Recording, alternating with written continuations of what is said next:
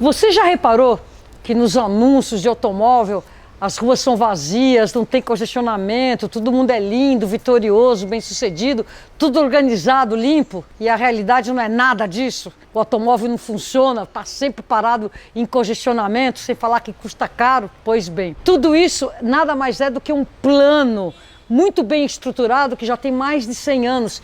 E é justamente sobre o que este livro, Autonorama, nos trata. Ele conta como a indústria automobilística se reinventa com ilusões, vendem promessas que nunca chegam lá a cada 25 anos. O autor deste livro é um historiador americano, Peter Norton, grande amigo nosso, que passou aqui pelo Brasil e nós fizemos uma entrevista.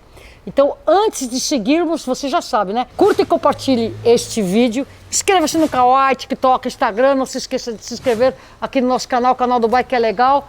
Mind.com.br, compra a sua camiseta. Então eu convido você para assistir essa entrevista e entender um pouco como foi que nós entramos nessa carro-dependência totalmente planejada. E nós, ciclistas, já temos a solução para as cidades há muito tempo, antes mesmo de termos o problema. First question, Autonorama, what is it?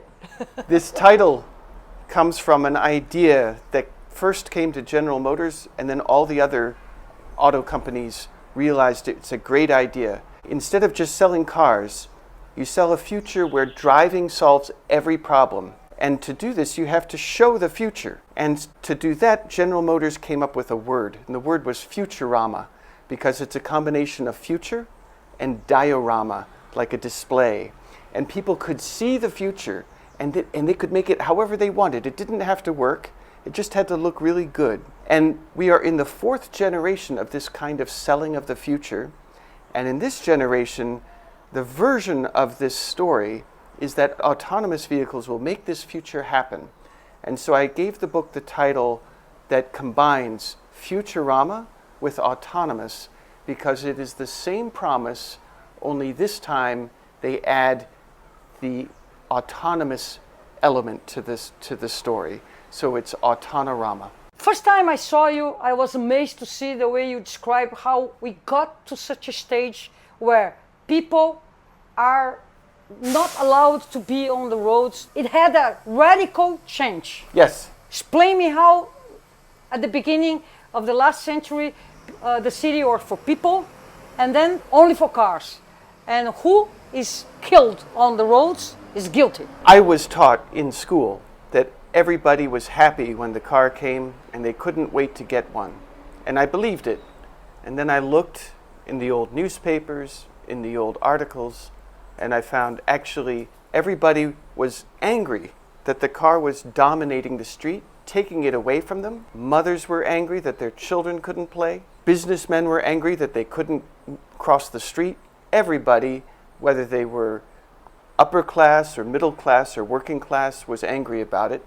Even the mainstream newspaper, the conventional everyday newspaper, had cartoons showing drivers like the grim death running over people. And the people were in the middle of the street, but nobody blamed them. They blamed the machine and its driver. And the people who wanted to sell those machines realized they had to turn that blame around. They had to claim that the street is for the automobile, and therefore, if you're walking and a car hits you, it's your fault. So they switched it around, and the people who led this change, they called it a radical revision of our conception of what streets are for. I have this in my speech. I always show a General Electric ad questioning the size of the car comparing to the size of electrical bus. And also in this very same ad, they question the penalty for killing masses of people were only 4 years in jail. I know the advertisement you speak of from General Electric, and it's very eloquent because it shows the car as a giant thing relative to the size or the number of the people that it carries, while the trolley bus carries many more people in the same space. And what this shows is that it's also a business argument, that it wasn't good economics, it wasn't efficiency that explains this change. It was power. And the people who wanted to sell cars had to argue that it makes sense to move people in this inefficient way. And this was a very hard thing to argue, but they tried to claim, well, this is the democratic way. But this was at a time when only a minority of people drove cars at all, ever. And even the few who did drive cars usually walked or rode the tram in the city. So it was a very difficult argument to make. They had to argue that traffic congestion is not the driver's fault, it's the fault of not enough roads. And they had to argue that traffic deaths were not the driver's fault, but the fault of old-fashioned road design. So explain us how we had the need of the automobiles industry was public investment on infrastructures for cars. And they made all the effort to make sure that legally those infrastructures were only for cars. Yes. And then they made all this, every 25 years, a huge dream. Yes. Never to be accomplished, Yes. always to be something to get there. It's like a dog chasing its own tail, or like a treadmill that you can't step off of. That is what Autonorama is about. So explain me, how did you visualize to write this book and what it is about? So right now, today, in 2023, we see constant news and media and marketing promising us that we will have a perfect future where everybody is in a car. Now the cars will be robots and they'll be perfectly safe. There'll be no traffic congestion. You'll be taken from one door to the next, no problem. And when I saw this marketing, I thought, well, this is exactly like the marketing, not just of 20 years ago, but of 100 years ago. And it's the same promise. The promise cannot be kept. They cannot keep the promise. And then I wondered, well, how come people believe them anymore? And what I saw is that they always connect the promise with amazing technology. So people remember the first time they used a smartphone and they thought, anything's possible. Well, this is the power of connecting the thing you sell with the latest technology. Because if you can make that connection, then you can promise anything and people will think, well, maybe it is possible because the technology is amazing. But amazing technology cannot make car dependency work because car dependency itself is an absurdity. No one ever thought of asking once again the same question General Electric made about space. So the promise today is that the technology will make the space work because all the sensors in the robot cars will let them follow each other by centimeters, one after the other. And this will make better use of our space. It's perfectly absurd, of course, because all you've done then is invent the most expensive and inefficient train ever. It carries 1 or 2 people per car. It takes incredible amount of technology, and no one can afford it. They are always trying to transfer Yes. what trains already provides ever since last century. Yes. Metro, subway already provides, walking already Yes. provides. Yes. They always try to put all those characteristics in cars, Yes. which can never get there. How does it end? If the climate emergency gets worse, eventually it will end in disaster. So this is why we have to get off of it now. But even if we don't think about the climate at all, it's a disaster in 100 other ways too. No one can afford it. It ruins the cities. It requires endless amounts of energy and materials. Now, the train already does what the robotic car promises to do, but the problem with the train is you sell it once and it works for 50 years. But if you want to make money, you have to convince people to buy something that they can never, ever finish. The metaphor that is most appropriate was invented by General Motors in the 1930s. They said, Charles Kettering, the vice president of General Motors, said, we have to evoke in people's minds the idea of the horizon. And if you think you will get to the horizon and you walk to it, you will never reach it because the horizon recedes as you approach it.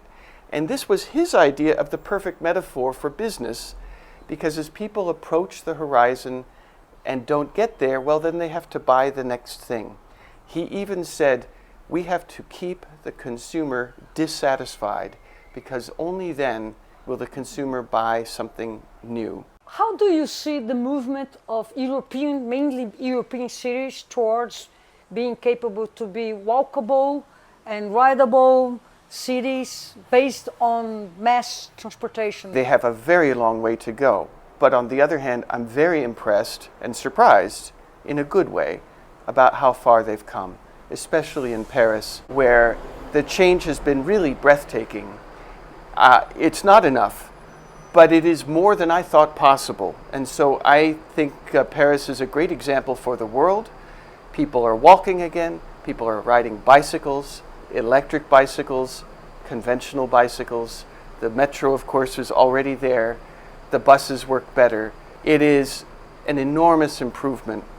We still have the problem that many of the people who rely on Paris live in the banlieue, the suburbs, and it's not always easy to get between Paris and the suburbs. One of the side effects of car dependency, where we've created a world where we expect the center of the city to be for the privileged people, and then if you work there, you have to come from far away. And yet the means of moving people is not up to the job. And I think the first thing we can do is make it possible for people to live where they work. In the United States, we have laws, local laws, that say you have to have a residential area here and you have to have a commercial area over here. This is zoning. And even the residential area, it can only be houses, no apartments. So we separate everybody by law, and this creates a requirement to move, and then the state builds big highways and expects everyone to own a car, and it's an incredibly wasteful and expensive thing that also prevents people from saving any money or from ever managing to improve their own conditions. The way I would put it is, especially in the United States, we have to legalize proximity. Proximity is the best mobility thing we have. It's illegal. Yeah, it's illegal. And then the effect of this is that more people have to drive, which means that the traffic congestion is always terrible, because now when proximity is illegal, driving can be required, unless you have good public transport. I think our common problem is that we are being told that there is one future, and that one future is the future that we will sell you. And it's great because we'll show you amazing pictures of this amazing future. And yet, if we agree in democracy and democratic values, then the future should be the one that we people choose.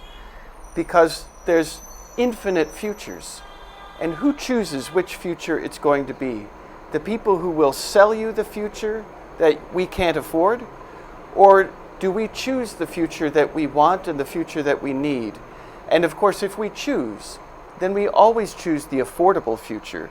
We always choose the simpler, more rational, more human-friendly future. The only reason why we keep pursuing impossible futures is that we have been deprived of that choice. It is not hopeless. One of the reasons why it's not hopeless is that we have advocates around the world, advocates like Renata Falzoni and advocacy groups like Bike et Legal, and we have those all over the world, and the people who make those groups happen are very good at showing us better ways, at helping us to not fall for the messages that were being served. It's like motordom is like a drug dealer, and the drug dealer wants us to be addicted because then we will come back for more drugs. And then we have people like you who come along and say, but it's possible to be free of the addiction, and it's possible to have a feeling that's better than the drug high. It feels even better to enjoy your own body on the bicycle and your own independence. There's an amazing thing that people like you offer, which is instead of a company saying, we, the company, have the solution for you, the advocates say, no, we don't need a company solution. We need to empower ourselves. So when a company says, we have a solution for you, they want to empower themselves. But what we need to do is empower ourselves And for this reason, I think we have to make a distinction. The companies like to call everything they sell us a solution. Okay. And I think what we need to say back is, we don't want any solutions. We want tools. Because a tool empowers us. We choose the tool. We choose the task for the tool. And the tool gives us choices. So many things we should be talking about, but that's really something interesting that you just said. Yeah. Empower us. E é isso aí. Gostou? Tá aqui, Autonorama em português. Esse é um livro que quando você lê, você vai mudar radicalmente a sua maneira de ver qualquer propaganda de carro. Você vai começar a mudar a maneira como você vê, como os investimentos públicos são feitos em cima da gente manter uma dependência que a gente de fato não precisa. É isso aí. Gostou? Já sabe, né? Curta e compartilhe este vídeo. Inscreva-se no nosso Kawaii, TikTok, Instagram. Não se esqueça de se inscrever aqui no nosso canal, canal do Bike, que é legal. Clica no sininho. Peter Norton, just like a lot, thanks a whole lot. So you say now em português. Então, vamos embora? Pedalar. Isso aí, a solução está no poder das suas pernas. Livre-se do seu carro.